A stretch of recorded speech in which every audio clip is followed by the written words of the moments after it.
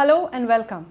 We have with us someone who comes with a rich experience of over 15 years in fund management industry with an exposure to global equities as well as Indian markets. He has been with Franklin Templeton for close to a decade now. He holds a prestigious management degree from Oxford University. Please welcome Kiran Sebastian, Fund Manager, Franklin India Opportunities Fund. Welcome, Kiran. Thanks for that kind introduction, Jyoti. So tell us, Kiran, Franklin India Opportunities Fund is a thematic fund. What makes it so unique? It is a thematic fund that invests in thematic opportunities in multiple themes. One interesting aspect of thematic investing is that we can take unique and concentrated exposures that might do much better than the overall markets. This fund retains that aspect of the thematic investing. However, the weightages of the themes and the themes themselves could change over time depending on the attractiveness of the themes. Our endeavor is to run it as an evergreen thematic in the sense that it would always have an attractive mix of thematic special situations. We also believe that our approach of having concentrated exposures that move dynamically would lead to better client outcomes in the long run. I think the evergreen positioning is definitely a differentiated offering.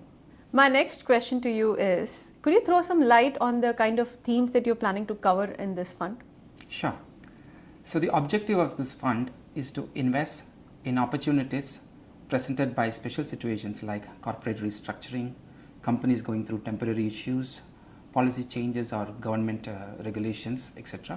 Along those lines, we have identified three themes: digitalization, Make in India, energy transition, and sustainable living. And within each theme, there are multiple special situation opportunities which we have identified. For example, within Make in India, we can have a company, an exporter perhaps, benefiting when the freight rates go down, or a company that has domestic PLI incentives which is benefiting from government support, or another company that is benefiting because MNC want to procure from India instead of China going forward. So these are some of the examples. I couldn't agree more, especially with the support that we're getting from the government policies and even the global tailwinds. I guess each of these themes holds immense potential. Could you please elaborate as to how you choose these themes? Sure. We look at three things. Firstly, conviction that the theme will remain strong, and that follows from our understanding of an industry and the industry tailwinds. Second one is longevity.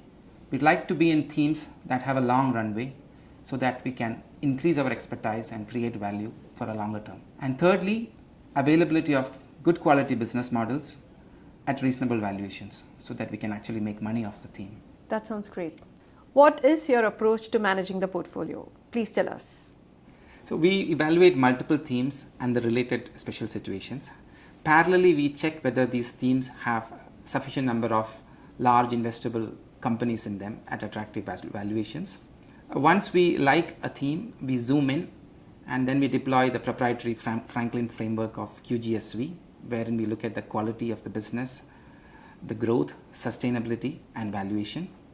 That's how the portfolio is constructed. It's constructed bottom up, and we periodically rebalance the portfolio depending on the relative attractiveness of the ideas. And we are open to changing the theme as well when we cannot find enough interesting ideas within the theme. I think this QGSV model definitely sounds quite robust. How do you propose to manage risks in Franklin India Opportunities Fund? The fund tries to reduce risk through thematic diversification. Currently, there are three themes in the fund. There can be a small allocation outside of the core themes for better risk management, and the fund may invest in international equities. It can go up to 35% of the overall AUM. All right. So tell us, Kiran, what excites you about the Make in India theme in Franklin India Opportunities Fund? There is a confluence of factors that is supporting Make in India right now. Firstly, the capex cycle. So the domestic capex cycle until recently was driven by the central government pushing infrastructure capex. We are seeing it getting more broad-based. We are seeing private sector participation increasing, especially in sectors like steel. We are also seeing that the residential real estate cycle is recovering after almost a decade of lull. So that's one thing, that the broadening of the overall domestic capex cycle. The second part is that India's share within the manufacturing supply chains is going up. And again, there are two parts to this. One is indigenization of imported products, and the second is India participating in global supply chains when the customers are looking for China plus one. And on the first point, the government is very supportive of this whole indigenization theme. The PLIs have been rolled out, and it's driven by a strategic need to be self-reliant, and this has just begun. And on the other front, in terms of getting the global market, there again there's a lot of things going for India. The infrastructure bottlenecks are being addressed. India has a very deep technical talent pool. India has a large domestic market. So I think this part is really going to fire, and it has just begun. We are just seeing the initial signs on the ground. And finally, this whole energy transition also is going to be very capex intensive. Till now we have just seen some solar or wind additions, but this is again becoming more broad based, and the legacy energy infrastructure need to be modernized or rebuilt, and that again will have huge spillover effects in terms of support to the capex cycle. So I believe the propensity for this particular theme is immense, and so many aspects covered, especially the intertwining of two of the key themes in the portfolio itself. Yeah. So Kiran, we often speak of faster adoption of digitalization, especially in the post-pandemic era. Now, how is India making strides in digitalization? Can you please elaborate? Sure. Do you remember the days when you had to scout for change when you get down from an auto Oh rickshaw? yes, absolutely. Yeah. Nowadays you just take your phone and that's so much easier. Yeah. So things have changed. I would say India is a role model in terms of digital public infrastructure deployment at population scale. Aadhaar is a huge success in terms of creating digital unique identities. We have done it again through UPI, which is a micro level payment transfer mechanism. Now the government is trying to do it with ONDC for e-commerce. But even if you look outside the government, digitalization is a structural trend. Everything around us is getting digitized. People are having more smartphones. The data consumption per capita in India is as high as that of the Western countries. Even the companies we look at, many of them are using digital technologies to gain a competitive advantage. In manufacturing, we are seeing increasing adoption of robots and automated solutions. We are looking for ideas wherein the company is either a beneficiary of digitalization or a facilitator of digitalization. And those are the ideas we want to have in our portfolio. I think this is quite immense amount of opportunities that you've listed down in this space. A very relevant theme for the times that we live in, and especially a long-term one, energy transition and sustainable living. What are the kind of opportunities, Kiran, that you see can be exploited within the portfolio in this theme? Yeah, the world is still largely running on fossil-based power, and we need to move away from fossilized fuels. And what we have achieved in the last decade is that we have managed to reduce the cost of renewable power generation, especially solar and wind. And in the current decade and in the coming decades, we are going to see the broad-based effects of that shift into using renewable energy as the primary energy sources. I think of it in terms of three buckets.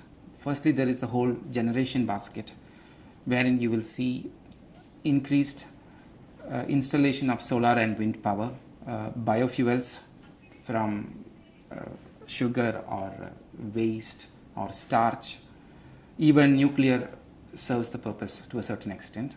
Then there is the whole transportation infrastructure, wherein we'll have this whole electric grid strengthening, stabilization of the grid, build-up of the EV charging system, pipelines for hydrogen, all of that on the midstream side of things. And finally, you'll have consumption side, where there will be user industries that will adopt or adapt the processes.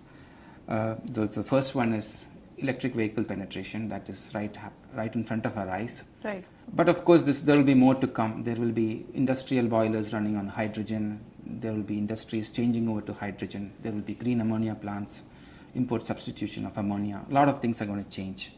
And we are at the cusp of all of this happening.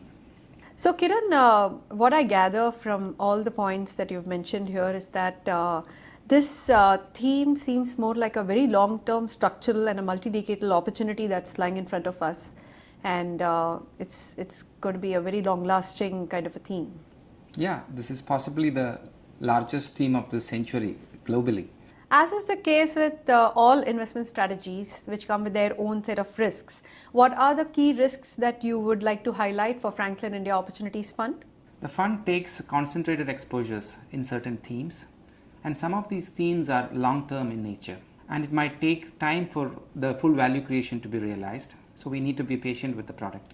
Absolutely, I agree with you on that one. Thank you so much, Kiran, for this engaging conversation. This has been really insightful. My key takeaways from this conversation with Kiran would be: one, the evergreen dynamic nature of this theme selection that is being followed by Franklin India Opportunities Fund. And the second and the more important key takeaway is the multi-decadal opportunities that are being provided by the three themes that are being selected in this fund. One, Make in India. Second, sustainable living and energy transition, and third, digitalization. Thank you again, Kiran, for your time. My pleasure, Jyoti. Mutual fund investments are subject to market risks. Read all scheme related documents carefully. Investment से संबंधित महत्वपूर्ण जानकारियों के लिए my portfolio with Adarsh channel को subscribe करिए। धन्यवाद।